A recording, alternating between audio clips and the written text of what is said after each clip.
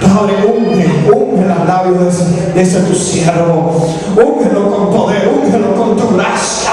Úngelo, aleluya, con unción celestial, con unción fresca, con unción nueva de lo alto, aleluya. Que cuando Él abra su boca, no sea Él, sino tú, Dios, hablando en nuestras vidas en esta mañana, Dios mío, aleluya.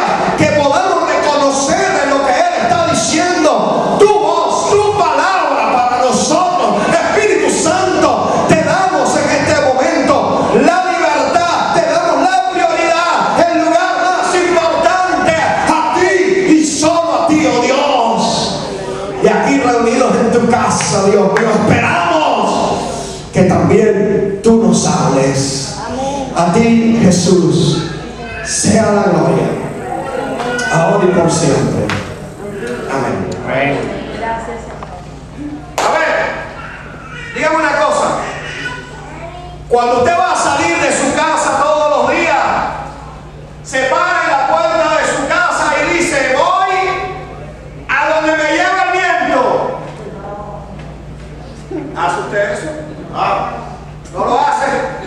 Ay, qué bueno. Ya sé que tengo una congregación normal. Gloria a Dios. Porque no es normal pararse en la puerta de la casa, ¿verdad? Sin saber a dónde uno va a ir, sin tener un rumbo fijo, una meta, ¿verdad?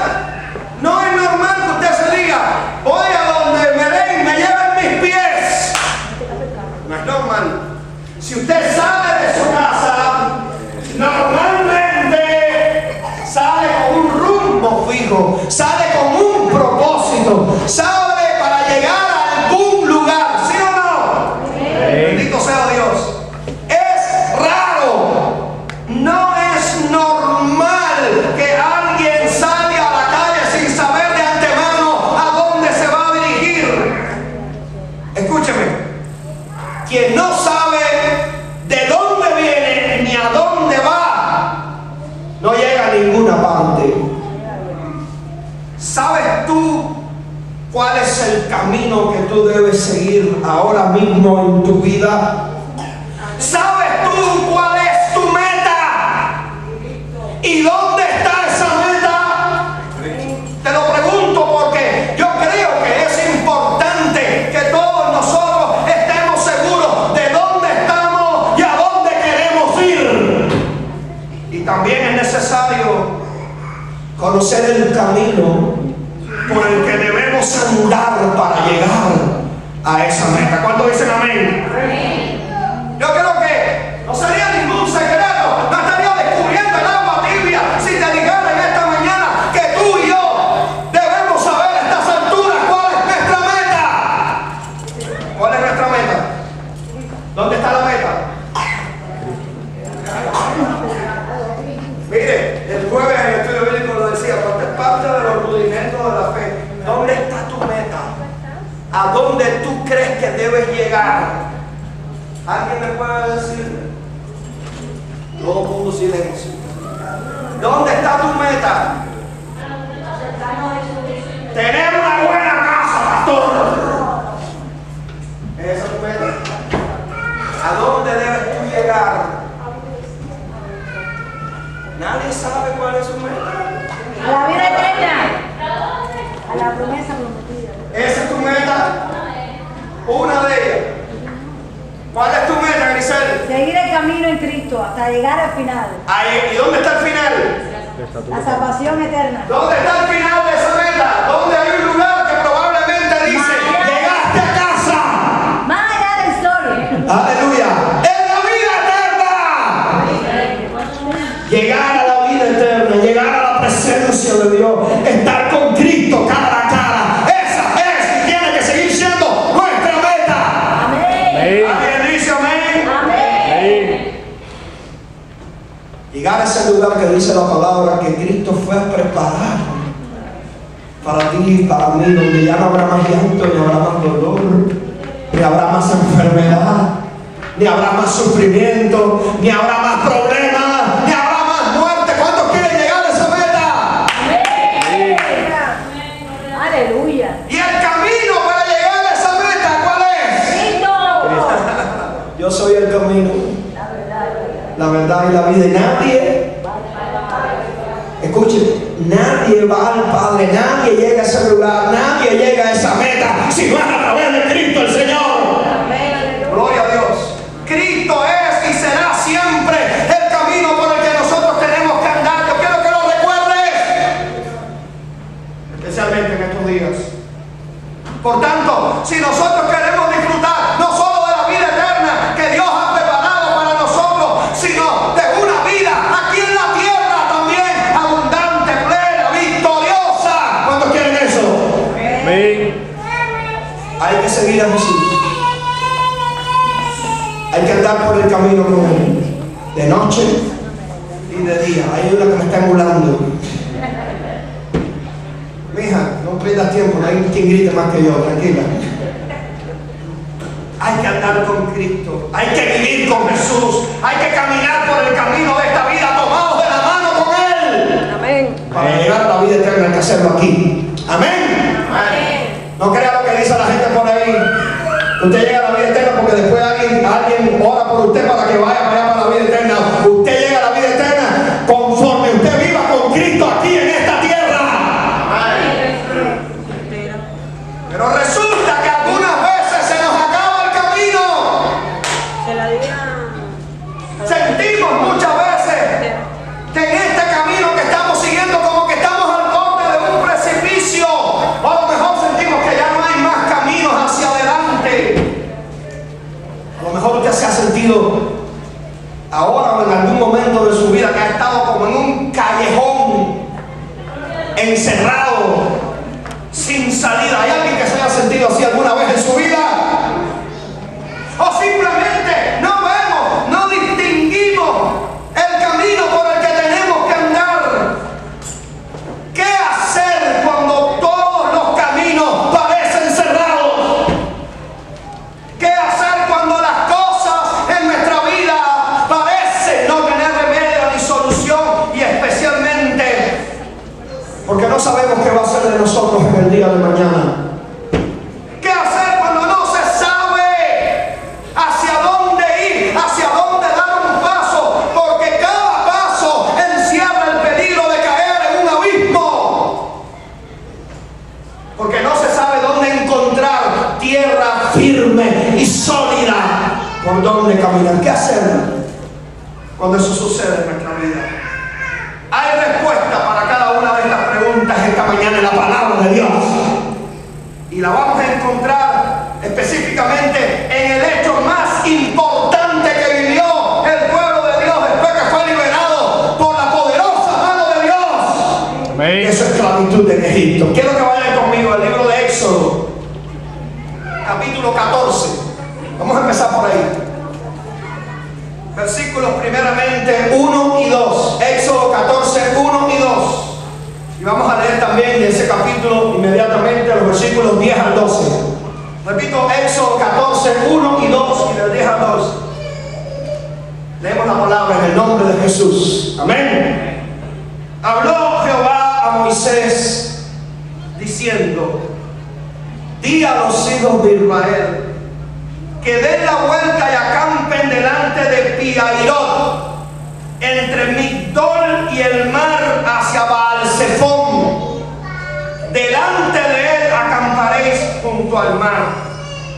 Y cuando Faraón, versículo 10, se hubo acercado, los hijos de Israel alzaron sus ojos, y he aquí que los egipcios venían tras ellos, por lo que los hijos de Israel temieron en gran manera y clamaron a Jehová. Y dijeron a Moisés: no había sepulcros en Egipto que nos ha sacado para que muramos en el desierto. ¿Por qué has hecho así con nosotros, que nos has sacado de Egipto? ¿No es esto lo que te hablamos en Egipto, diciendo: déjanos servir a los egipcios, porque mejor nos fuera, escucha esta palabra, mejor nos fuera servir a los egipcios que morir nosotros en el desierto? Tremenda palabra. Mira, el texto que acabamos de leer nos habla de un pueblo que nosotros creemos que estaba feliz porque había logrado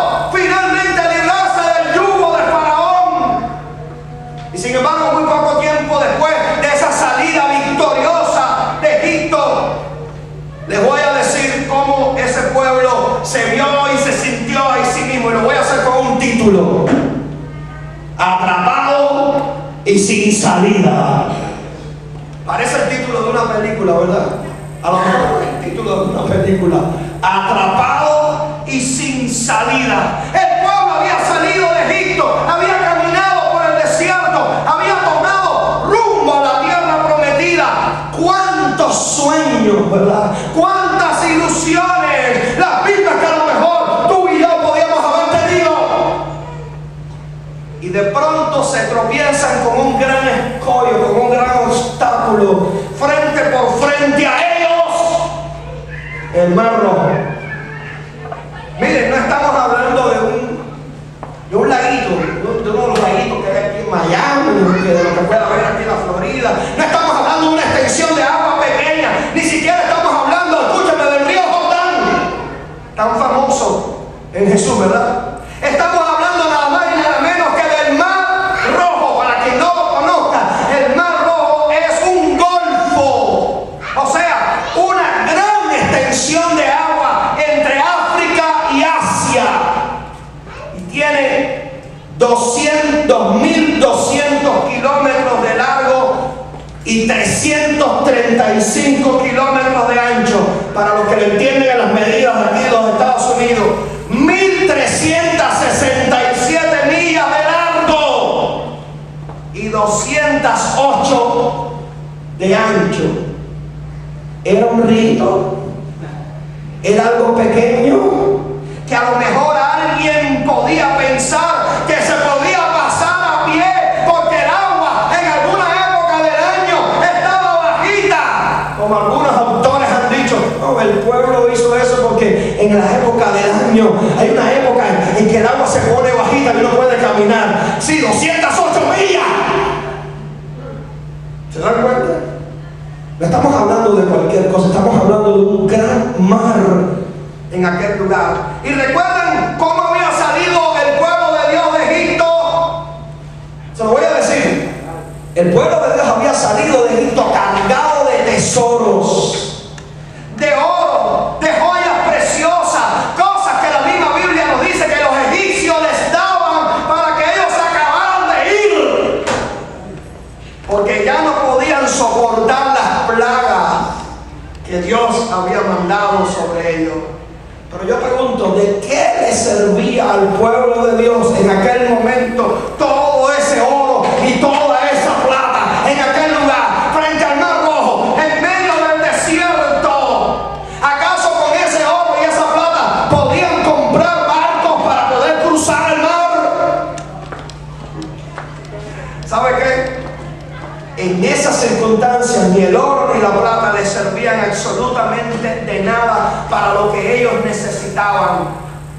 No podían, en primer lugar, porque en aquel tiempo, en aquel lugar no había a la orilla del Mar Rojo constructoras de barcos anunciándose: compre su barco aquí. ¿Quiere pasar el Mar Rojo? Compre su barco aquí, se lo damos barato. En aquella época no existía absolutamente nada de eso. Cuando llegaron allí no había nada absolutamente para pasar el Mar Rojo. Si estuviéramos en los Estados Unidos, donde quiera que hay posibilidad de hacer negocio y de hacer un buen billete, no una, habría 400.000 constructoras de barcos ofreciendo su servicio. Pero allí no existía absolutamente nada de eso.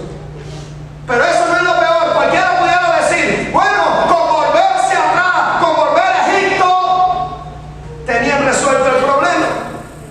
Mire, el problema estaba en que cuando ellos salieron, cuando Faraón los dejó salir, Faraón se arrepintió de haberlos dejado ir y salió, mandó una buena parte de su ejército detrás de ellos para alcanzarlos y volverlos a ser sus esclavos. Así que delante, ¿qué cosa? El Mar Rojo, y detrás el ejército del faraón Egipto. Mira, aunque no se dice explícitamente en el texto, los eruditos bíblicos creen que la caballería del faraón, esos carros que dice la Biblia que el faraón mandó detrás del pueblo, específicamente en el versículo 23 allí del capítulo 14 de Éxodo lo encontramos, se refiere a nada más y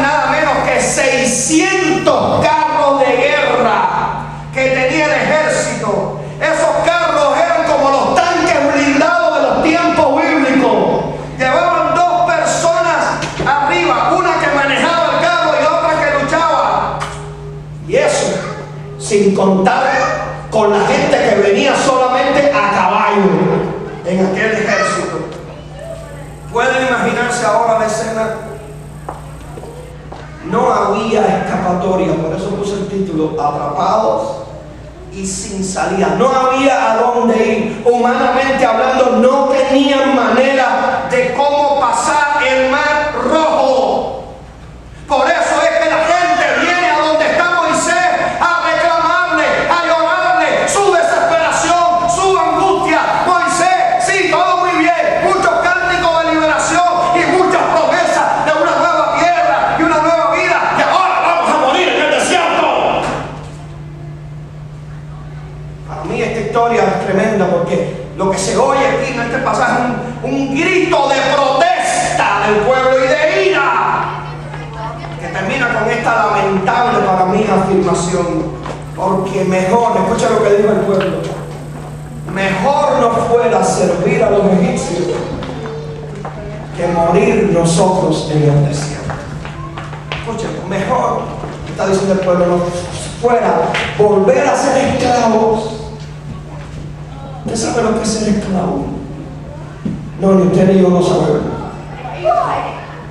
Y el pueblo está diciendo, mejor nos hubiera sido ser esclavos en Egipto que morir aquí en este lugar. ¿Qué hacer cuando aparentemente no hay salida, no hay camino para andar? ¿Qué hacer? Ponerse en las manos de Dios y confiar en Él. ¿Me está escuchando? Si tú estás atravesando por una situación en tu vida en la que te sientes como el pueblo de Dios, atrapado y sin salida, en la que aparentemente delante de ti no hay un camino para andar, lo único que puedes hacer es ponerte en las manos de Dios y confiar en Él. Lo peor que uno puede hacer en medio de esa situación es darle rienda suelta a la preocupación desenfrenada, porque la preocupación desenfrenada nos lleva a la desesperación, y la desesperación no solo nos roba la vida, nos roba la paz, nos roba las fuerzas para vivir, nos hace también incluso cometer muchos errores. Mire, ya los israelitas querían regresar a Egipto para ser esclavos otra vez. Tenían en sus manos la posibilidad de ser realmente libres después de siglos de dura esclavitud. Y ahora querían volver a Egipto a ser esclavos. ¿Cómo podemos entender eso? ¿Cómo se entiende que tú o yo, cualquier persona de esta tierra, pudiendo ser libre, y no estoy hablando solo de la libertad que todo ser humano tiene derecho para vivir, sino estoy hablando especialmente de ser libres en el alma, en el espíritu, de ser libres del alcohol, de ser libres de las drogas, de ser libres de la mentira, de ser libres de la envidia, de ser libres del rencor, libres de Satanás, libres del pecado que quiere dominar en nuestra vida. ¿Cómo podemos entender que una persona pudiendo ser libre quiera ser esclava? En el caso específico de los israelitas, ellos habían visto la mano poderosa de Dios obrando en sus vidas, sacándolos de Egipto, ¿sí o no? ¿La habían visto? ¿Sí o no? Ellos habían sido testigos de señales poderosas, de cosas maravillosas que Dios hizo con ellos, ¿sí o no? Ellos habían salido, como dijo hace un momento, habían salido de Egipto aún con las manos llenas, porque así es el Señor, te hace irte, pero te hace irte con las manos llenas, porque así hace el Señor. ¡Alaba lo que vive! Salieron con las manos llenas por la forma grandiosa en que Dios obró para que así ocurriera. ¿Cuántos alaban al Señor? Si Dios había hecho todo eso, pregunto, ¿no podía hacer Dios ahora en esa situación lo mismo? ¿Sí o no? ¿No merecía Dios un poquito de fe, un poquito de confianza de parte de ellos después de todo lo que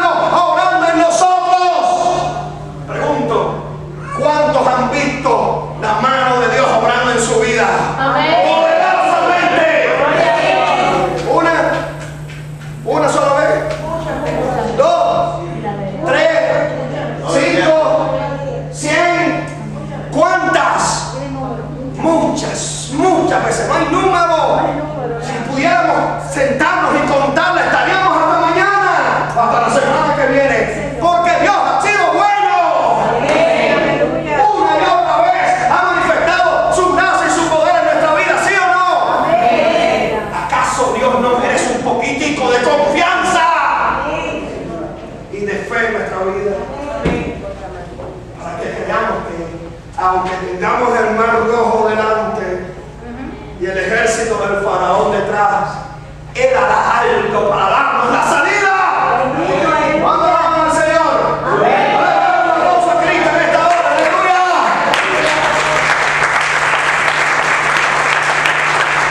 Las quejas y las protestas de los israelitas, pero sobre todo su falta de fe, a mí me sorprende, porque ellos habían sido testigos de los hechos poderosos de Dios. Sin embargo, hermanos, cuán a menudo nosotros no somos iguales. Si en esta mañana somos sinceros y honestos con el Señor y con nosotros mismos, también vamos a descubrir que nosotros mismos hacemos exactamente igual, que nos quejamos por las inconveniencias, por los problemas, por las aflicciones que estamos viviendo, y estamos más dispuestos a practicar la quejabanza que la alabanza genuina y verdadera que Dios merece recibir hoy, mañana y siempre, porque Dios es bueno. Si los israelitas hubieran confiado más en Dios, no solo en esa ocasión del Mar Rojo, sino en todo momento y en todo lugar, ¿cuántos problemas y males habrían ahorrado? Cristiano y cristiana que me escuchas, nosotros tenemos que aprender esta lección. En vez de abandonarnos en brazos de la desesperación y de practicar la quejabanza, pongámonos en las manos de Dios y confiemos en Él. Pongámonos en las manos de Dios y confiemos en Él. Porque Dios cuida de los suyos. Porque Dios nos ama más que a nada en esta tierra. Porque Dios sabe lo que hace. Y todo lo que hace, Dios lo hace bien. Y es perfecto. Esto que estamos diciendo fue lo mismo que hizo Moisés. Oiga la palabra que él le dijo a este pueblo que se quejaba, que refunfuñaba. Mejor sería volver a Egipto antes de que morir en el desierto. Oiga su palabra, Éxodo 14, 13 y 14. Y Moisés dijo al pueblo: no temáis. Escuchen, recibe esta palabra. Me encanta esta palabra porque muchos siglos después la volví a oír en labios de Jesús de Nazaret muchas veces. No temáis, estad firmes y ved la salvación que Jehová hará hoy con vosotros. Porque los egipcios que hoy habéis visto, nunca más para siempre los veréis. Jehová peleará por vosotros y vosotros estaréis.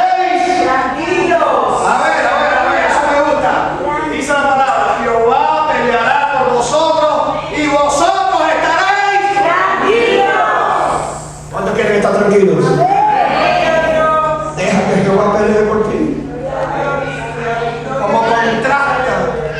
Como contrasta la actitud de Moisés con la actitud del pueblo, ¿verdad? Mientras ellos se quejaban, mientras ellos eran negativos y más que pesimistas, eran fatalistas, Moisés no. Moisés tenía una actitud positiva. Moisés tenía una actitud de fe. Jehová hoy va a hacer por ustedes.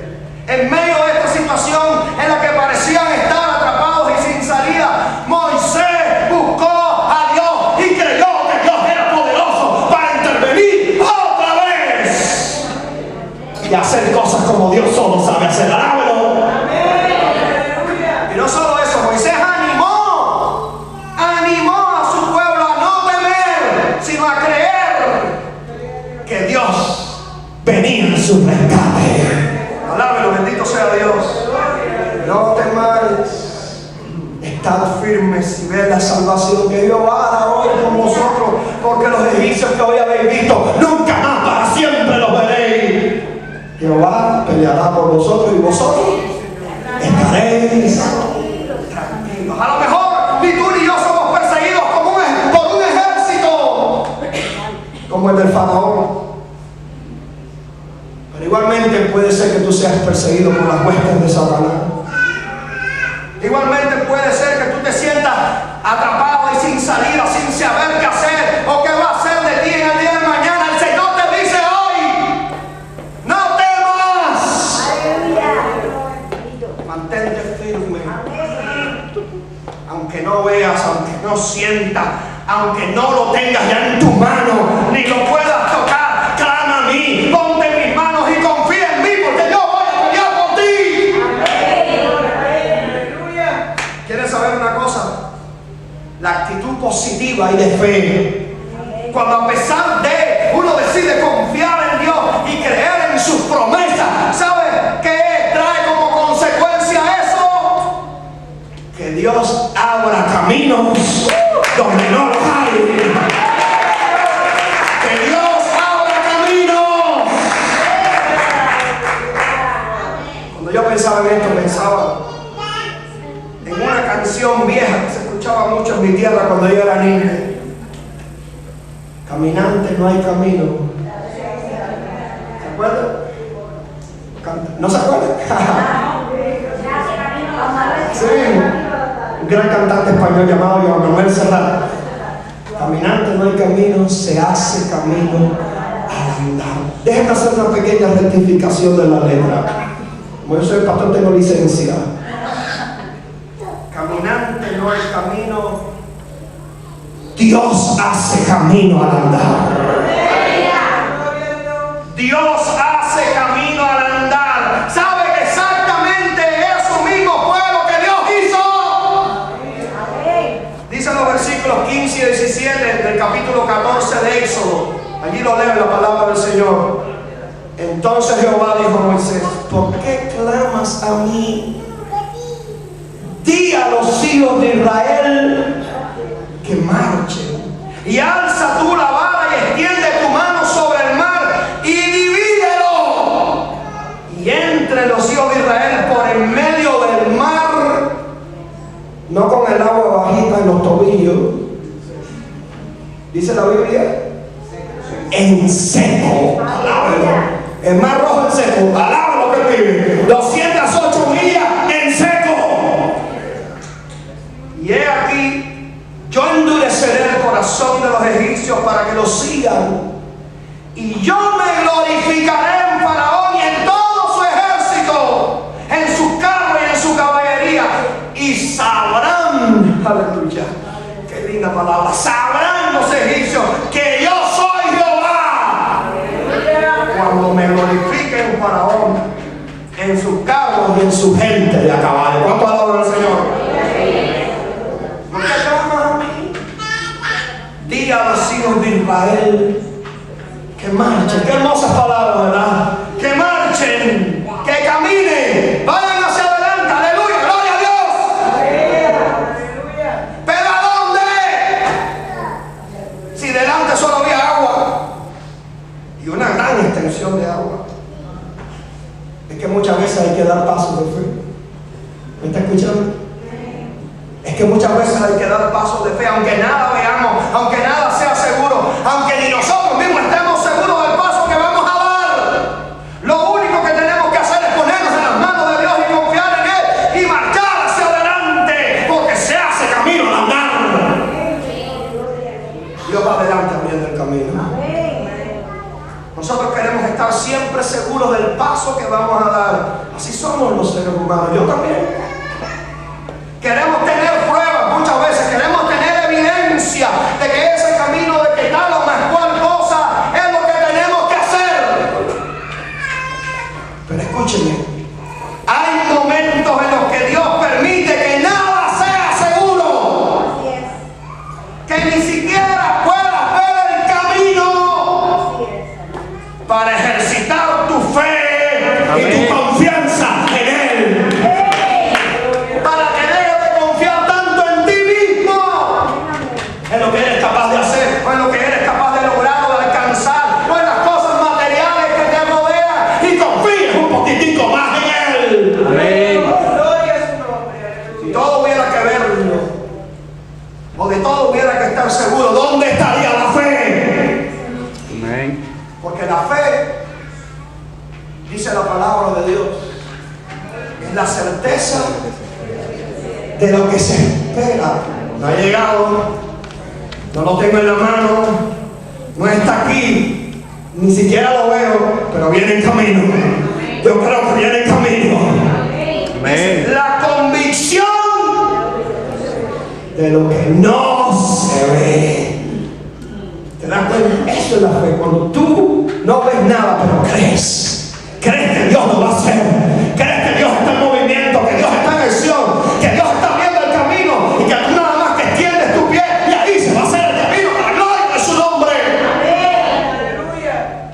No ha llegado a mis manos, pero sé que esa bendición está en camino. Tu bendición y mi bendición también viene en camino. Amén. Aunque ahora mismo ni tú ni yo la veamos, ejercita tu fe.